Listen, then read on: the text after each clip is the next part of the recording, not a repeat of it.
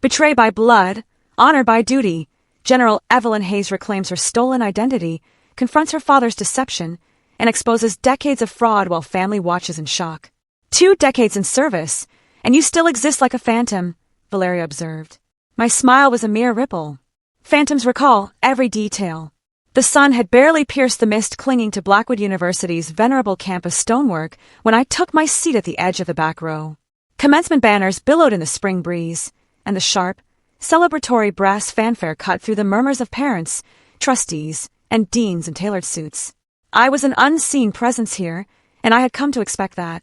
Back from the deployment in Wyoming, I hadn't told anyone I was coming. I hadn't told anyone I had been promoted either. It didn't matter. Not to them. Juliet stood on stage in her scarlet honor stole, golden hair shimmering as she laughed into a professor's hug. My younger sister, the flawless daughter, the cherished one. Her name was printed in bold on every program. Juliet Hayes, a rising star in global economics. I glanced down at the program folded neatly in my lap. My designation was conspicuously absent. Arthur, darling. She's simply luminous, my mother murmured from a few rows ahead, loud enough for the nearby rows to nod along. Our Juliet, ever fated for distinction. My father offered a curt affirmation. She embodies all our aspirations, unlike certain others. His tone dipped to a whisper, granting plausible deniability, yet sharp enough to wound. I exhaled slowly through my nose. I didn't recoil. Years had disciplined me out of such reactions. A pause.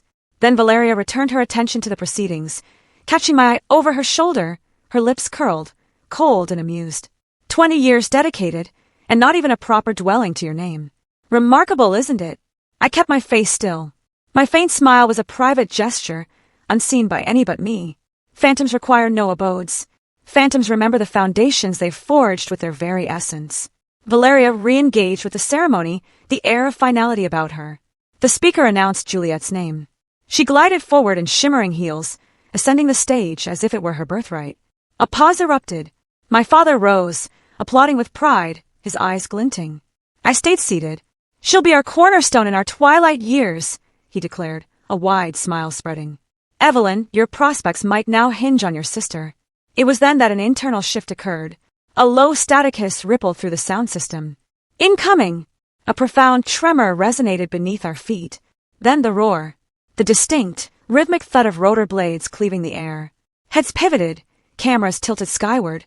Professors froze mid-sentence, shielding their eyes with cupped hands. I looked up slowly. Unannounced, a UH-60 Blackhawk military helicopter began its descent. Gusts ripped through the festive marquees and billowed the robes of the front rows. A woman shrieked as a sudden downdraft snatched her hat. The assembly recoiled in a mixture of awe and bewilderment. I rose from my seat with the measured, practiced grace of long experience. My simple, dark jacket stirred at the edges. I advanced as if claiming my rightful place, for I truly did. I felt Valeria's gaze lock onto me, sharp as a laser beam. I didn't look back. The chopper settled precisely in the quad's heart, scattering turf and streamers in all directions.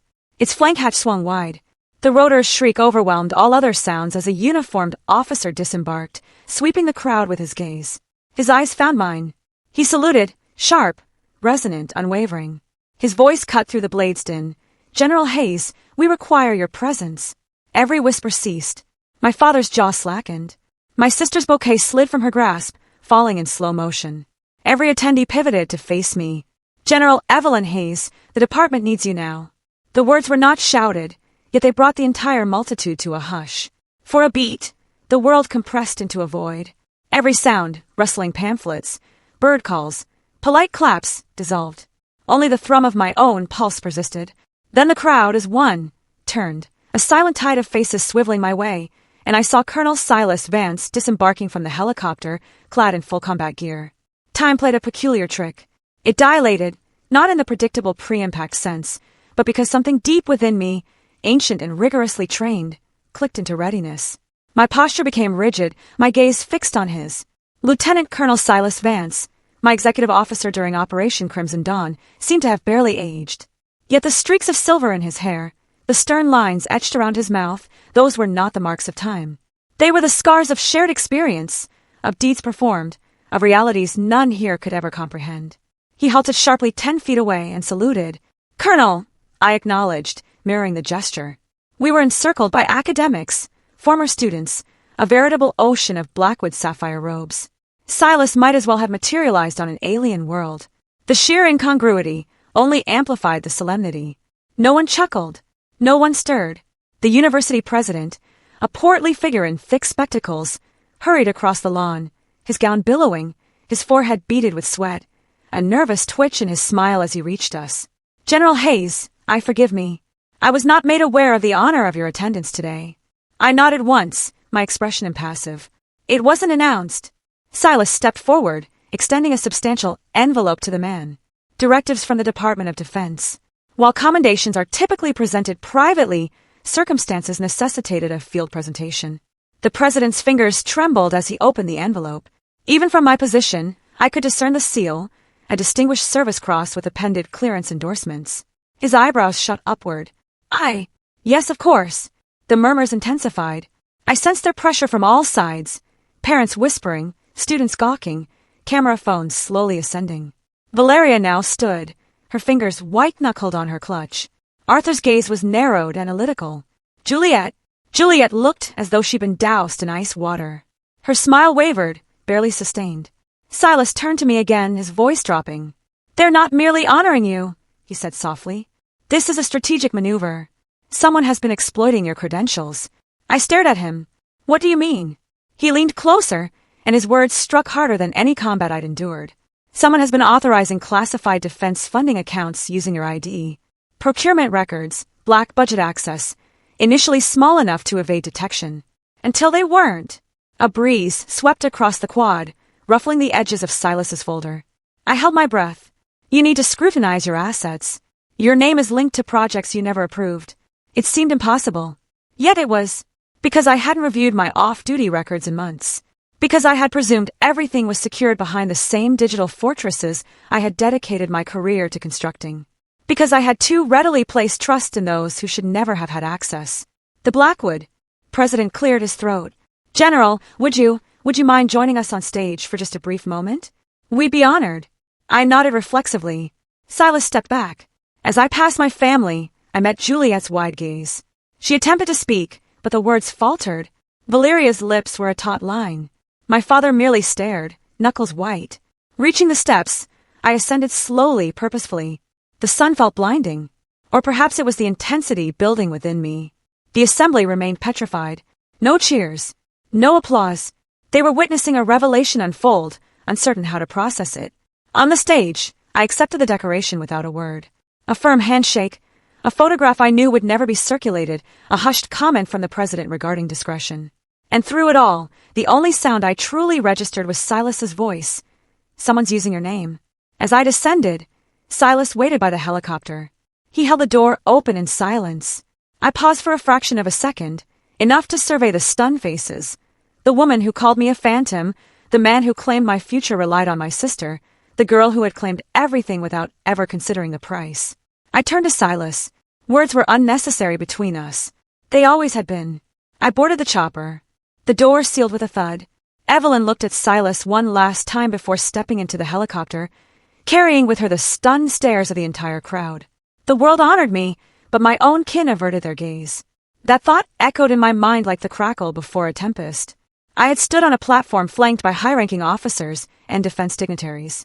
Yet, when my eyes swept the audience, the only ones that refused to meet mine were those that had once guided my first steps. Now I was back on military ground.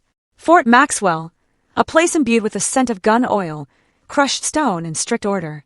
Here, at least, the world held logic. Commands were absolute. Salutes carried weight. No one here questioned my address as General Hayes. Silas led me through a secluded passage beneath the administrative wing, his tone concise. "I ran your name through internal security," he stated. 2 hours later, I got a hit. Something anomalous. We entered a stark, gray office. No flags, no commendations, just a table and 3 folders meticulously stacked. "This," he announced, opening the first, "was initiated in 2016. A credit facility linked to your Department of Defense ID. It cleared our most sophisticated verification protocols at the time." He pushed the contract across the table. It bore an almost flawless imitation of my signature. "I didn't sign this," I stated, my voice frigid. "I know," Silas responded, "but it processed. And not just once. We've uncovered 5 linked financial instruments under this name, all cleared using your digital authorization key. That key was meant to be isolated, encrypted. I hadn't accessed it in years. Silas lowered his voice. Here's what troubles me. In 2016, I personally delivered a contract to an address in Connecticut for a private defense support fund. Nothing suspicious then, just routine logistics documentation. It was addressed to a Mr. Arthur Hayes. I stared at him. You delivered military-related documents to my father? Silas nodded slowly. He claimed it was on your behalf, stated you were deployed abroad and required someone to manage domestic authorizations. I could almost hear Juliet's voice from years ago. You're always on the periphery. And honestly, it suits you. I had dismissed it as cruelty, but perhaps she knew more than I did. A knock at the door broke my concentration. Mark, the head of internal security, entered, carrying a flash drive. General, we cross-referenced the credit activity against your personnel file and extracted transaction logs. He plugged it into the terminal. On screen, a graph of bank deposits materialized. One immediately caught my eye, a transfer of $750,000 to a holding account 6 weeks after the contract date. My name was on the deposit slip, but that wasn't the most egregious detail. 3 months later, Mark continued, the account was completely emptied. He clicked again, revealing the withdrawal authorization. The name flashed on screen. Arthur H., legal guardian. The silence in the room was immediate and oppressive. My breath hitched. He listed himself as my legal proxy. Mark nodded. Yes, ma'am. He submitted paperwork leveraging your military file. Stated you were deployed in a classified theater and incapable of managing personal assets. I pressed my hands flat against the table. Was there a notarized signature? There was. It corresponded with state records from Connecticut. For a moment, my mind attempted to rationalize. Perhaps it was an error. Perhaps my father genuinely believed he was assisting. But deep down, I already knew better. Arthur Hayes didn't extend courtesies. He executed transactions. Silas reached across the table, placing another folder before me. This company, he explained, was the recipient of the funds. It's a Delaware shell corporation. We initiated an investigation into them for tax fraud in 2021. We just never connected it to you until now. The folder displayed the company's name, Solstice Ventures. A cold dread seeped through me. Solstice had been one of the contractors involved in our humanitarian logistics mission in North Africa. They were notorious for triple-billing diesel shipments and fabricating claims of lost cargo. I had red-flagged them years ago in an internal memo, and now my name was financially linked to them. My voice emerged low. He exploited me. Silas offered no reply. He didn't need to. Evelyn cross-referenced the authorization ID again. The screen blinked once. The name remained. Imprinted in the chain of custody, Arthur H., legal next of kin. My heart clenched like a fist around a bullet. He had co-opted my identity, then buried it in silence. I sat by the window, watching the gentle drizzle streak down the pane, each droplet catching the amber glow of the lights on Constitution Avenue. Springtime Washington held a subdued melancholy, one that infiltrated the skin and settled deep within. Tonight, it echoed my own disquiet. The apartment was temporary, departmental housing, stark, chilly and overly quiet. I hadn't unpacked. My duffel bag slumped in the corner, an unwilling lodger. 30. That year had passed uncelebrated. I recalled it vividly now, the birthday dinner Juliet had insisted upon. I waited at the table for hours, sipping an unwanted drink, staring at the vacant seat opposite. Arthur had sent a text. Caught in a board meeting. We'll call tomorrow. He never did. Now I understood. The board meeting was likely a transaction, quite possibly executed in my name. The doorbell chimed. I rose, my posture stiffening. I'd never met Gabriela Rios in person, but she came highly recommended, a civilian attorney who had once successfully prosecuted a non-profit CEO for embezzling his brother's veteran disability checks. Gabriela walked in, sans umbrella, her trench coat dripping at the threshold. You're taller than I anticipated, she remarked, brushing damp curls from her face. You're drier than I expected, I responded, offering a towel. She smiled subtly, accepted the towel, and placed her leather briefcase on the counter. I've reviewed the documents, General. She began pulling out a printed sheet encased in plastic. And I must be frank with you, this is both more dire and more promising than you might imagine. I leaned over the kitchen island. The paper was a printed PDF, a scanned signature form. That's my name, I stated, but not my handwriting. Gabriela nodded. Precisely. The signature is too pristine. Almost unnaturally so. It lacks the natural variations in pressure. This wasn't scanned from a physical document. It was digitally rendered. I scrutinized it further. The curve of the E was too fluid, the spacing unnaturally consistent. What does that imply? Legally, Gabriella explained, pulling out another folder, this one from a 2019 case file. If a signature is fabricated using software and submitted as binding authorization, it constitutes federal fraud under 18 U.S.C. Section 128. But it used my military ID, I countered. Wouldn't that implicate me? Not if you never consented, and not if we can prove you were deployed at the time. I exhaled slowly. I was stationed in northern Afghanistan for that entire quarter. No access to domestic servers. Gabriella's eyes sharpened. That's precisely what I need. Do you still possess your operational logs, duty rotation reports, deployment orders? I have all of it, I replied. She opened her laptop, typing as she spoke. Then we began constructing a defense. Timeline. Access records. Signature forensics, financial trail. A knock interrupted us. Mark stepped in with a flash drive. Just retrieved an old email chain from the Fort Bragg archives, he announced. This one's going to sting. He handed it to Gabriella, who opened the attachment. It was an email dated June 2nd, 2016, from Silas's former commanding officer, confirming that Evelyn Hayes had authorized a credit-based services agreement. Attached was the same signature, this time embedded directly in the document header. Gabriella zoomed in, squinting. They embedded a signature into a header? That's amateurish and negligent. That kind of alteration leaves a metadata trail. She clicked twice, revealing the file properties. Bingo, she declared. This was generated using SignaForged Pro, commercial forgery software prohibited for military contractors. They didn't even properly scrub the metadata. I clenched my fists under the counter. This is enough to take to the feds. Gabriella didn't respond immediately. She finally looked up from her screen, her gaze steady. If I file a report tomorrow, a federal investigation will be initiated. But that also entails full discovery. The media could get wind. You'll be pulled through the mud right alongside your father. I nodded once. So be it. But Gabriella wasn't finished. She lowered her voice. Let me ask you something, and I require absolute candor. Are you ready to testify in court, to go on record and publicly accuse your father of felony identity fraud? The room seemed to constrict around me. Outside, rain slicked the windows, painting the city in shades of gray. I didn't answer immediately, unsure if the ache in my chest was the fire of justice or the burgeoning pain of grief. Gabriella's tone softened. Are you prepared to face your own father in court? You can dedicate yourself to a nation, you can dedicate yourself to a family, but sometimes you cannot serve both. The words crystallized as I stood before Colonel Thorne's metal-framed desk, the officer overseeing Special Personnel Administration. His office was sterile, immaculate, cold, imbued with the faint scent of aged leather and strict order.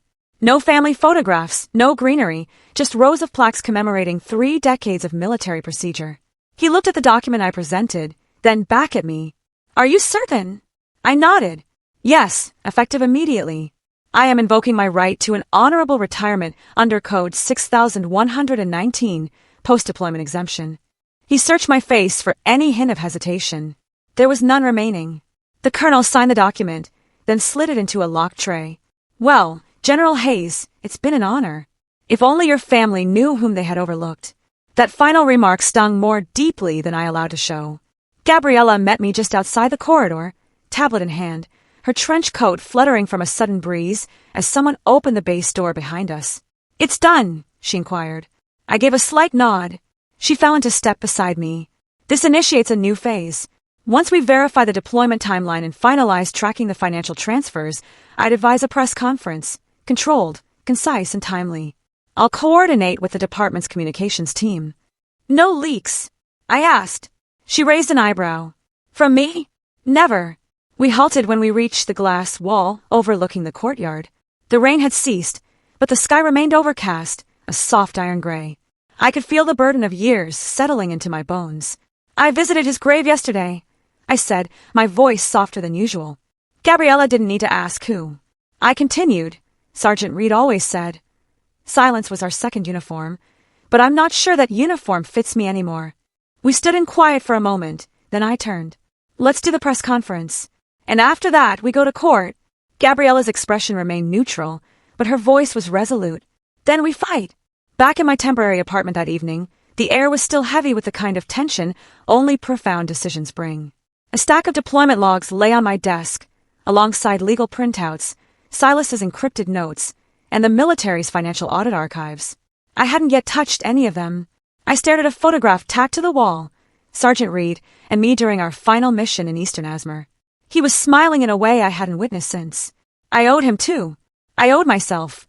The doorbell chimed. Cautiously, I looked through the peephole. No one. Just a brown envelope meticulously taped to the door. No sender listed. No postage. Simply hand-delivered with precision. I picked it up slowly. The paper was thick, luxurious. Inside, a single handwritten letter and an official-looking document, creased once down the middle. I unfolded the letter first. It was undeniably his handwriting. Evelyn, I know this isn't enough, but if you can find it in yourself, please forgive me. Dad! I stared at the page, fingers rigid. Beneath it, the second document.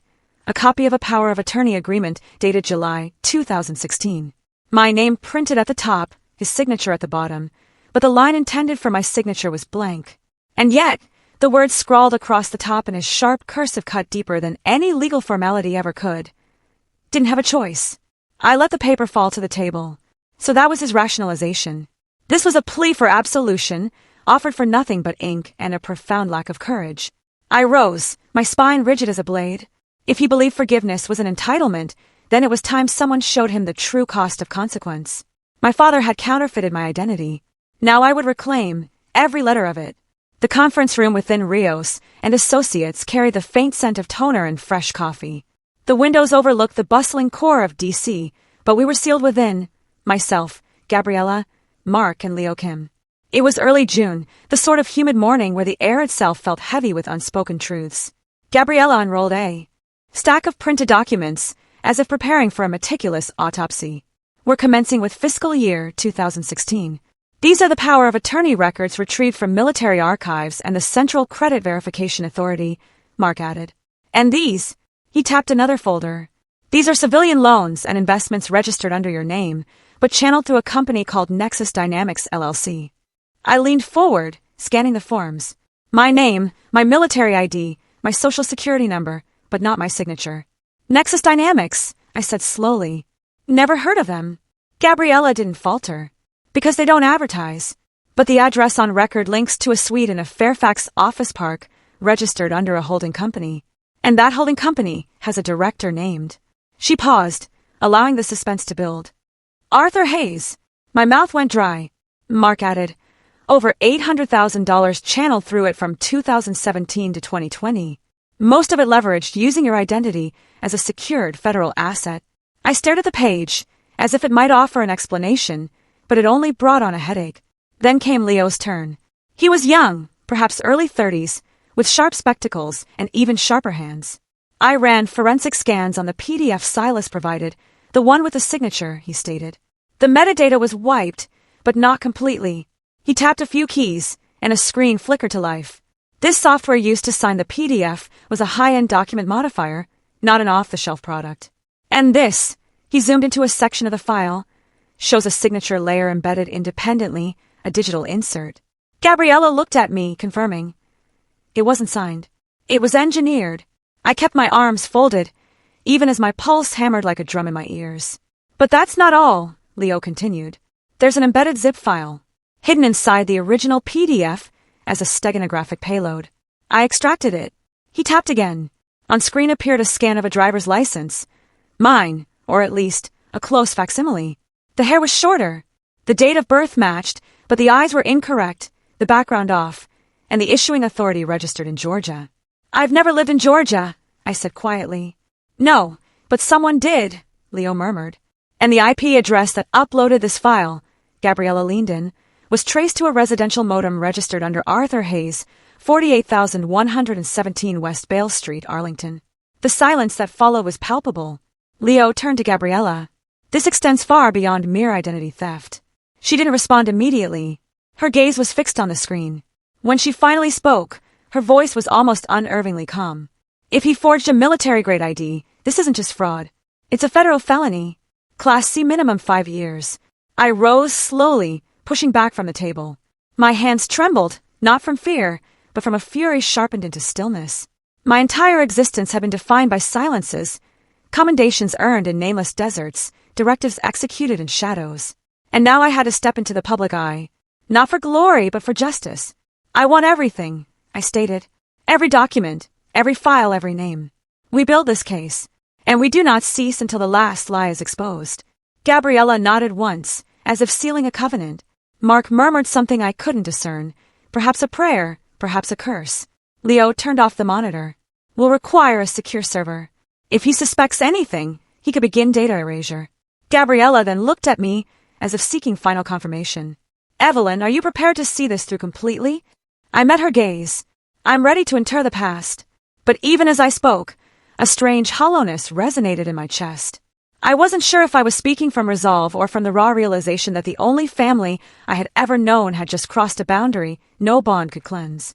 Gabriella then whispered, almost to herself, yet loud enough for us all to hear, if he forged even the ID, this is no longer merely fraud. It's a federal crime. The world regarded him as a benefactor. I saw him sign my name with a venomous pen. The restaurant Valeria selected overlooked the Potomac. All glass walls and silk napkins folded like intricate origami. It was the sort of venue where everything glimmered, the stemware, the chatter. Even the smiles were varnished with formality. A place for those who never soiled their own hands. I hadn't seen them all gathered like this in years. Valeria sat at the head of the table, her posture queenly, a flawless pearl necklace twice encircling her throat. Arthur took the seat beside her, his navy blazer pristine, cufflinks gleaming with the Hayes family crest. Juliet, too, sparkled, elegant in ivory silk. Her hair swept up, her lips tinted wine red. Her guests, young diplomats and advisors from the World Bank, a lobbyist or two, floated between compliments and champagne. I was a specter in dress uniform, quiet, refined, observant. They toasted Juliet's forthcoming position at the World Bank, her vision for progress, her steadfast commitment. I listened, letting the accolades cascade over her, words I had once yearned to hear directed at me. Valeria gestured toward me with an almost patronizing smile. Evelyn decided to join us. We're quite honored. The table offered polite nods. No one inquired why I had been absent, or where I had been, or why my decorations glinted subtly beneath the folds of my formal blazer.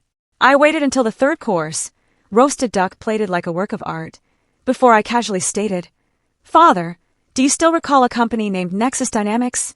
The knife in Arthur's hand paused mid-slice. Just a flicker. But it was enough. He didn't look up. Should I? I smiled faintly. It surfaced. Old paperwork. Thought it sounded familiar. Valeria set down her wine glass. Evelyn, we're celebrating tonight. No business talk, darling. Juliet tilted her head. Nexus? What's that? Sounds like an NGO. I turned to her. You'd adore it. They claim significant impact while cleverly concealing liabilities. Very contemporary. Arthur dabbed his mouth with a napkin. Let's not burden our guests. But I observed the tremor in his hand. Subtle, almost imperceptible, a shiver that traveled from his knuckle to the stemware. I allowed the silence to do its work. Then I reached into my small clutch and produced a box. Nothing ostentatious, just a smooth black velvet case, the kind presented at military commendations or retirement ceremonies. I slid it across the table to Juliet. She blinked. What's this? A gift. From one sister to another, I said. She opened it slowly. Inside was a silver bracelet. Simple, understated, but engraved along the inside were 11 characters. 13 Bravo 62 Evelyn. My deployment ID. What does this mean? Juliet asked, her brows furrowing. It's a reminder, I replied, sipping water, that identities matter and that even deeply buried things leave behind their marks. She looked bewildered. Arthur remained motionless. Valeria forced a strained laugh. Evelyn always had a penchant for metaphor. The remainder of the dinner dragged on, pauses too lengthy, glances too pointed. Juliet looked at me differently now, not with her customary condescension, but with a flicker of confusion, perhaps even disquiet. Dessert was served. Coffee followed. Conversation drifted, but the atmosphere never eased. As we rose to depart, I walked past Arthur's chair, my heels clicking like ominous warnings. I stopped beside him. He did not. Look up. I bent slightly, just enough for him to hear me clearly over the soft hum of the restaurant's string quartet. I didn't come here to apologize, I said softly. I came to remind you I am still here. Then I turned and walked out, leaving behind the polished crystal, the manufactured smiles, and the tremble in my father's hand that had nothing to do with advancing age. And for the first time since this entire ordeal began, I felt the balance begin to tip, subtly but undeniably. Families construct legacies, but mine had built a bulwark of deceit. The room we designated the strategy chamber was little more than a converted storage space within Gabriella's firm. Bare walls, one long table, 2 whiteboards now dense with arrows, dates, and initials. But this was where abstractions solidified. This was where we drafted our battle plans. Gabriella stood at the center, flanked by Leo and Silas. A digital projector cast images across the wall, transaction logs, contract scans, calendar entries, my operational timeline. We've identified 27 financial entries under your name between 2016 and 2021, Gabriella stated. All of them while you were deployed, Germany, Belgium, Djibouti. Not a single physical presence from you domestically. I nodded. I never authorized a single one. Leo added. Each contract file was digitally signed. Same metadata pattern, same server origin. Whoever did this grew complacent, reusing the same tools. Gabriella circled 2 specific dates on the whiteboard. February 3rd, 2018, July 12th, 2020. Both correspond to injections of capital into Nexus Dynamics. Both times, Evelyn was abroad. I stepped forward, my eyes scanning a folder Leo had laid out. We need a witness, someone from the inside, Gabriella responded before I could finish. Already pursuing it. Eleanor Choi, former accountant at Nexus. She departed in 2021, agreed to an interview. The meeting took place in a hushed conference room late that afternoon. Eleanor was in her late 40s, soft-spoken yet precise. Her hands trembled slightly as she opened her old work laptop. I kept copies, she stated.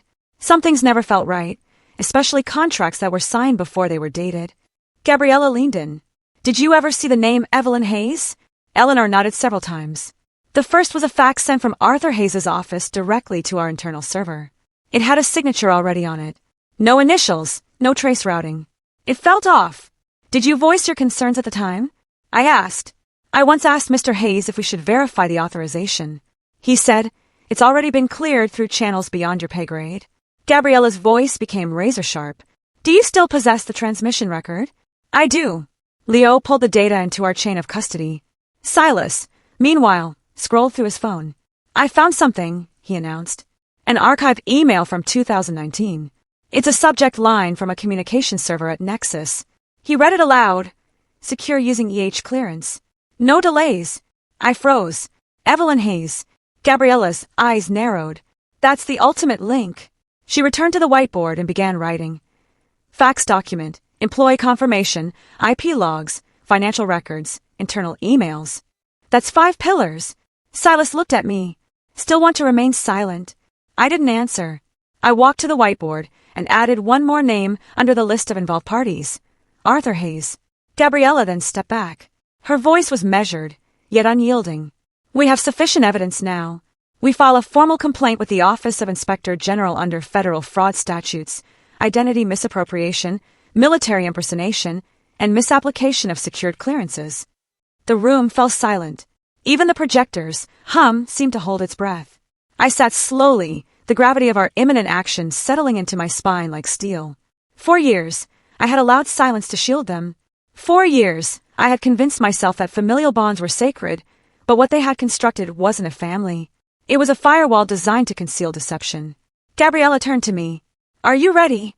My hands were calm now, my voice clearer than it had been in months. Send it. She gave a single nod and opened her laptop. A few minutes later, she hit submit on the Department of Defense Inspector General hotline portal, a formal federal request for civil investigation into fraudulent activities tied to Arthur Hayes and the misuse of military identity. It was done. And for the first time in a long time, I didn't feel as though I was fighting alone. He had constructed a fortress, but I had discovered the fissures. It began with a headline. Hayes family rift sparks questions over veterans' sudden accusations, printed in fine serif across a double spread in Financial Insight Weekly. Someone had subtly inserted the story between columns on economic recovery and corporate board appointments. But I saw it, and so did half the city. The article was peppered with phrases like unsubstantiated claims, family dispute, and a former military officer whose allegations suspiciously align with a state restructuring. They didn't explicitly use my name, but it was irrelevant. The photograph accomplished that for them. A cropped image from my Blackwood appearance, the instant I stepped toward the helicopter. Sharp uniform, cold stare, the kind of picture that invited contention. Gabriella tossed the magazine onto the conference table. This was intentional. I scanned the byline, Simon Davies. Financial chatter disguised as analysis. Guess who Simon used to ghostwrite for? Gabriella continued, her tone sharp. One of Arthur's former business partners, a man who managed press for Hayes Asset Holdings back in 2014. My throat tightened. So this is a strategy now. Gabriella gave a curt nod. Distraction, discredit, delay. That same afternoon, Juliet appeared outside my apartment. No text, no warning. She simply materialized, standing rigidly in a navy pencil skirt, her arms crossed like a shield. You initiated this, she demanded, clutching the magazine like a weapon. I told the truth. She stepped closer. Mother said you were spiraling, that you're attempting to drag us all down. I didn't believe her until now. Juliet, I have proof, documents, testimony. Then why leak it like this? She snapped. Why attempt to ruin Father's reputation before the entire world? My voice trembled, but not from fear. I didn't leak anything. But perhaps it's time someone did. She blinked, momentarily taken aback. He built everything we possess. Everything you wear, the home we grew up in, the education we received. He built it. Using my name, I snapped. And he's using you to contain the repercussions. Juliet faltered. First he forged my identity. I continued, each word a blade. He impersonated my clearance. And now he's trying to paint me as unstable to cover it up. Silence stretched between us. She didn't storm off, but she didn't remain either. She left the magazine on my steps. 2 days later, I was summoned by the Council of Esteemed Veterans. Not a courtroom, not a military tribunal, yet it felt equally severe. 3 decorated members, gray-haired, stiff-spined, sat opposite me in a wood-paneled room near Arlington. We're receiving inquiries regarding your conduct, General Hayes, one of them stated. Concerns about the integrity of your record.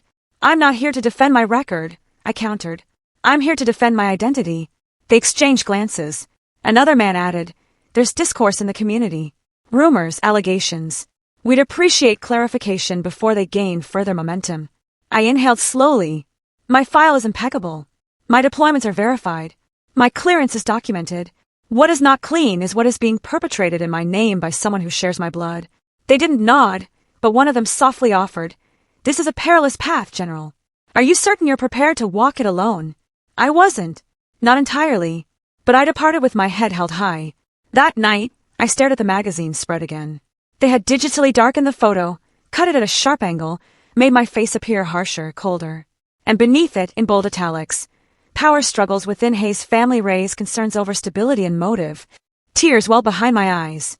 He wasn't merely stealing my identity anymore. He was attempting to obliterate me. I closed the page and pressed my hands against the table. My breath hitched once, but I forced it down. My phone vibrated. A message from Mark. Saw the article. Don't let him define the narrative. Your truth is still yours. For the first time in hours, I allowed myself to breathe. And then I opened my laptop. If Arthur Hayes desired a war, he was about to discover the kind of soldier he had forged. When the world turned against me, I remembered who I was, a soldier. And soldiers do not flee. The air at Colorado Springs was thin but sharp, just as I recalled. 6 years had passed since I last stood on Fort Carson's tarmac. Then, I was boarding a plane bound for Djibouti. Today, I came to reclaim something no aircraft could transport. Lieutenant Colonel Bennett met me outside the records division. He was older now, silver streaking the edges of his buzz cut, but still ramrod straight, still meticulous. Evelyn, he said, extending a hand. Didn't think I'd see your name in the whispers again, but I always read between the lines. We sat inside a dimly lit archive room, the kind permeated by the scent of old ink and varnished wood. Bennett slid a black folder across the table. This is the log of your active operations from 2016. Deployment codes, base access, sign and timestamps, every movement. I flipped through the contents. My boots were on Romanian soil on April 9th, 2016, attending joint NATO exercises. That was the day Nexus's fraudulent contract was purportedly signed in D.C. I circled the line entry. This is the clincher. Not the only one, Bennett added, producing a small drive. You were flagged in a secure line call that year. It was reviewed by compliance, but never escalated. Might be relevant now. Gabriella connected the drive to her secure laptop. Static buzzed for a moment. Then a calm, familiar voice filled the room. She's deployed. Doesn't need to be involved. I'm her legal proxy. We'll We'll push it through. No, she won't know. She trusts me. I'm her father. My stomach twisted. It was him. Arthur Hayes, in his own voice, rationalizing identity fraud. Gabriella's face was pale. That's it. He declared himself your legal guardian despite you being an active duty officer with no legal restrictions. Is this admissible? I asked. She nodded slowly. If we can verify the chain of custody, and we can, it's damning. Silas entered then, carrying a manila envelope. Final piece, he stated. Internal report from 2017. Someone flagged discrepancies at the Department of Military Financial Operations regarding a contract using your clearance code. The case was suppressed. The reviewer was reassigned a month later. Gabriella pieced everything together. Timeline, audio, deployment logs, financial trails, witnesses, digital forensics. She looked up at me. We're ready. My hand hovered over the confirmation form, an official statement of accusation addressed to the Federal Department of Defense Inspector General. My name, my rank, my voice. Major General Evelyn Hayes formally accused Arthur Hayes of identity fraud, misrepresentation, and unauthorized use of military classification access for personal and financial gain. My pen scratched across the page. It felt like donning armor. Gabriella sealed the folder. We'll submit this with the full evidence package. They'll have no recourse but to act. Just then, her phone buzzed. She picked it up, listened, then nodded sharply. They've agreed. The case will be heard publicly at the Federal Civil Review Board in D.C. Gabriella met my gaze. July 14th. That was less than 3 weeks away, she added, quieter now. And he'll be required to appear under subpoena. I closed my eyes, letting the weight of it settle. 7 years of silence, of wondering if I was delusional, of questioning my worth to the very people who had raised me, now compressed into a single date. My fingers curled into fists. This was no longer merely about reclaiming my name. It was about ensuring no one ever carved theirs into me again. I didn't need their validation, but I would force them to bear witness to the truth. The federal hearing room was colder than I anticipated, not by temperature, but by atmosphere. Beige walls, frosted glass, muted carpet, and a somber circle of authority. There were no grand gestures or raised voices here, only the hushed reverberation of consequence. Gabriella adjusted her lapel microphone. I stood to her right in uniform.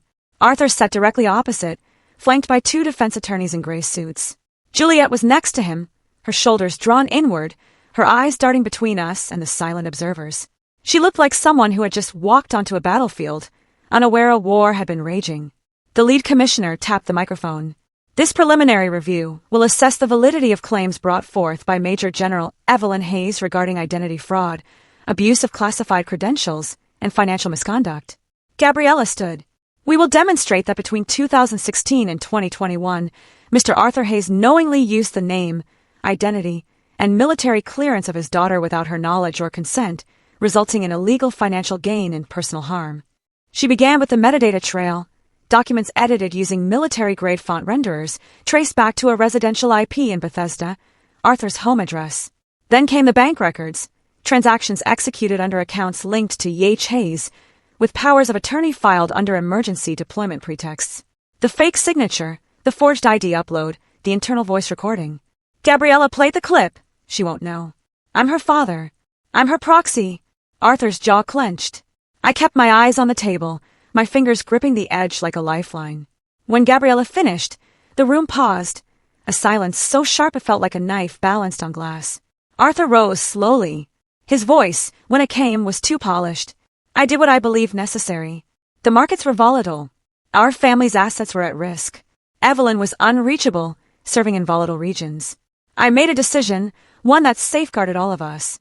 You made it without me, I stated, standing. He glanced at me. I'm your father. That doesn't make you my authority. His attorney interjected. Mr. Hayes operated under the belief that he had legal standing. No, Gabriella cut in. He assumed power he did not possess, and used that assumption to manipulate systems designed to protect classified personnel. The commissioner turned to me. General Hayes, would you like to articulate in your own words the impact of these actions? I stepped forward. When I returned from deployment, I expected home to be a sanctuary. Instead, I found my name etched into documents I never saw, debts I never sanctioned, and decisions I never made. My voice did not waver. My clearance was not merely an insignia. It was a sacred trust, and he used that trust to gamble, to deceive, and most egregiously, He did it knowing I was unable to respond. Because I was overseas in uniform, serving the very country he used as a facade. Juliet's gaze had fallen to the table. Gabriella handed over one final document. This account, she stated, was opened under the name Evelyn M. Hayes, but lists Juliet as the sole secondary beneficiary. It was funded by siphoning money from the original Nexus contract. Arthur's mouth opened, but no words emerged. Juliet blinked. She looked at the page, her name typed beneath mine. No mistaking it. You used me, she whispered, turning to him. He didn't deny it. The commissioner made a note. The session will reconvene in 72 hours for final recommendations. Until then, all parties are instructed not to discuss proceedings publicly. The gavel fell, chairs scraped, lawyers murmured, reporters scribbled. I turned toward him, my father. He stood motionless, staring at the blank surface before him. You didn't just betray me, I said softly but clearly. You transformed me into a tool, into leverage, into a name you could sign and then discard. He offered no reply, but for once, he did not look away either. He tried to erase me with a pen. I wrote myself back with truth. The hearing recommenced at 9 a.m. sharp, but the atmosphere was altered, denser, heavier. The air crackled with something electric, a premonition that the ensuing hours would shift the world's axis. Camera crews were confined to the far wall. Reporters whispered from the designated press bench, their pens poised like bayonets. On the floor, the faces remained largely unchanged, but postures had shifted. Arthur looked paler. Juliet sat rigidly, her arms crossed, her gaze neutral yet unsettled. Gabriella leaned in. Eleanor's ready. Eleanor Choi took the stand. Slight, unassuming, her hair neatly pulled back. She adjusted her glasses, cleared her throat, and looked directly at the panel. I worked at Nexus Dynamics LLC between 2015 and 2018 as senior accountant. In late 2016, I received a fax signed under the name Evelyn Hayes, approving a secondary account transfer for offshore investments. She held up a printed sheet, the page slightly yellowed with time. I recognized the fax number. It belonged to Arthur Hayes' personal office. Arthur shifted in his seat. His attorney remained motionless. And you can confirm, the commissioner asked, that this signature appeared inconsistent with authorized procedures? Yes, Eleanor stated firmly. It bypassed the standard dual verification, and the language was rushed, unprofessional. At the time, I didn't know it was forged, but in hindsight, it was unequivocal. Gabriella stood again. May I submit for the record scanned documents showing Evelyn Hayes was deployed to Eastern Europe during that period, with no recorded access to domestic communication channels? Next came Bennett. Calm, deliberate, with folders meticulously arranged. These are Evelyn Hayes' official deployment logs, he stated. Her GPS, chain of command assignments, encrypted communications. Every point confirms she was never within reach of that fax or account activity. He paused, letting the silence amplify his words. Furthermore, this document, he handed Gabriella a sealed envelope, contains an internal memo flagged in 2017. Subject line, EH fallback liability, emergency use only. Gabriella read the line aloud. The room tensed. This phrase, she explained, is used exclusively when a civilian attempts to leverage classified personnel data to shield financial risk. It's a critical red flag, one that was suppressed until now. Arthur stood abruptly. I'd like a recess, he said, his voice sharp. His attorney looked startled. Arthur, I said I want a recess now. The panel exchanged glances. The lead commissioner frowned. On what grounds? Arthur leaned into his lawyer, whispered something, then sat back and said nothing. The panel paused. Then, a 5-minute recess is granted. Chairs scraped. Murmurs rose. But no one departed. Gabriella leaned toward me. He's capitulating. I nodded. My heart was pounding, but my expression remained impassive. This wasn't triumph. Not yet. Juliet turned toward me. Her hand reached for mine, trembling. How long have you known? She whispered in our native tongue. How long have you known? Her eyes weren't angry. They were lost, softened by a realization so acute it cut without drawing blood. I didn't answer immediately. Instead, I closed my fingers around hers. For once, not as a soldier, not as a witness, but simply as her sister. Truth doesn't always deliver peace. Sometimes it merely brings silence. The world didn't detonate. It simply stilled. 1 week after the hearing, the Justice Department announced formal charges: identity theft, federal fraud, abuse of classified access, and obstruction of military records. Arthur Hayes' name was expunged from the advisory board of the National Finance Committee by noon the same day. His assets, exceeding $17 million in investments and property, were frozen under a federal motion to prevent dissipation. Every financial outlet that had once lauded his philanthropic legacy now meticulously dissected the corruption beneath it. Articles laden with terms like betrayal, disgrace, and deception saturated the media. The image of a man once lauded for fostering trust and defense finance partnerships was now reduced to a still frame. Arthur exiting a federal courthouse, his expression inscrutable, his hands empty. But the headlines didn't feature me. Gabriella respected my decision. No interviews, no statements. The Army had released a quiet statement confirming the legitimacy of my service record, but my name was not thrust into the spotlight. I asked them not to, because I didn't want the world to know my father had stolen from me. I wanted him to know he could never do it again. Juliet called 3 days after the verdict. She didn't cry. She simply stated, "I've submitted my resignation. I cannot sit in that office knowing how I came to be there." She moved into a friend's apartment uptown. Valeria offered no protest. The last time they were seen together publicly was at a silent charity auction, both looking in opposing directions. I stood alone outside the Old Hayes residence on Westchester Lane. The front hedges were trimmed precisely as always. The windows sparkled, but the lights within were dim. Silas had offered to drive me. I declined. Gabriella had asked if I wished to release a formal statement of closure. I declined that, too. Closure was not something I believed in. The door creaked open before I even knocked. Inside, silence enshrouded everything like a fine dust. The grand piano was gone. The family portraits had been removed, leaving only pale rectangles on the walls, like unhealed bruises. Valeria sat in the center of the living room, her hands folded in her lap. She did not rise. She looked smaller than I remembered, still elegant, still cold, but her edges had softened. She didn't offer a greeting, didn't ask why I had come. She simply posed one question. "You always knew. And yet, you still returned."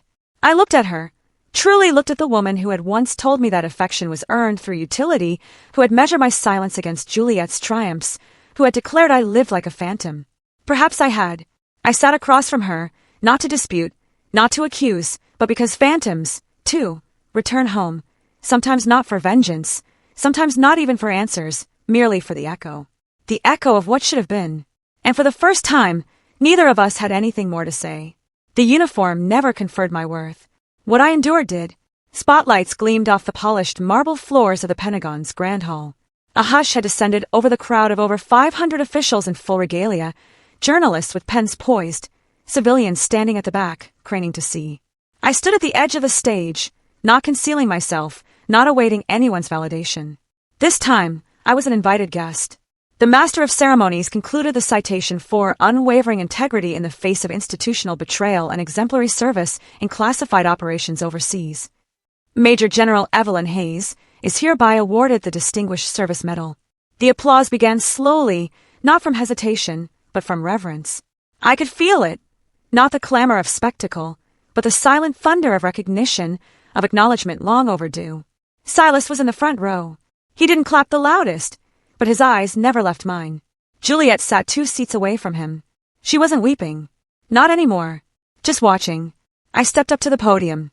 "Thank you," I said. My voice remained steady even as the lights bore down. I was told this moment would feel like redemption. But that's not the word I would choose. Because redemption implies I had something to atone for. A quiet murmur rippled through the crowd. I stand here today not because I was faultless, but because I refused to vanish. I refused to be obliterated by silence, even when that silence emanated from the very people who were meant to shield me. I let the words resonate. Truth, I continued, doesn't require an audience. It doesn't demand applause. It only needs to be spoken, even if no one listens. From somewhere behind me, Silas whispered, "I think they're listening, Evelyn." I paused, allowed myself to breathe, and so I stated, raising my eyes to the cameras broadcasting live, "I say this not for vengeance, but for clarity. I am not the daughter of Arthur Hayes. I am Major General Evelyn Hayes, and I wrote my own name into history." Silence followed, a long, solemn beat. Then came the applause. This time, it was loud, rising, sustained. Gabriella met me at the side of the stage. Her face was soft, tired, proud. She leaned in. "So what now? What about family?" I looked past her, past the crowd, toward Silas, toward Juliet, toward the memory of those who didn't return. And I smiled lightly but fully. "Family," I said, is something I will reconstruct from the people who never betrayed me. Later that night, I sat alone in the small office they had assigned me for the ceremony. On the desk before me was a simple wooden box. Inside, next to the medal, I placed a photograph, creased at the corners, faded with time. My unit, Crimson Dawn, those who never received their commendations, whose names were never publicly honored. I placed the medal beside that picture and closed the box. Justice had arrived, late, imperfect, but sufficient, and I was no longer a phantom. The courtroom fell silent, but the echoes of the truth she exposed would outlast any applause. The man who once stole her identity now stood publicly unmasked, while she, no longer hidden in the shadows, stood taller than ever. Justice, long delayed, had finally arrived, not as vengeance, but as a reckoning forged from courage and resolve. Like the final chord of a long-forgotten melody, justice may arrive late, but once it's heard, it resonates eternally.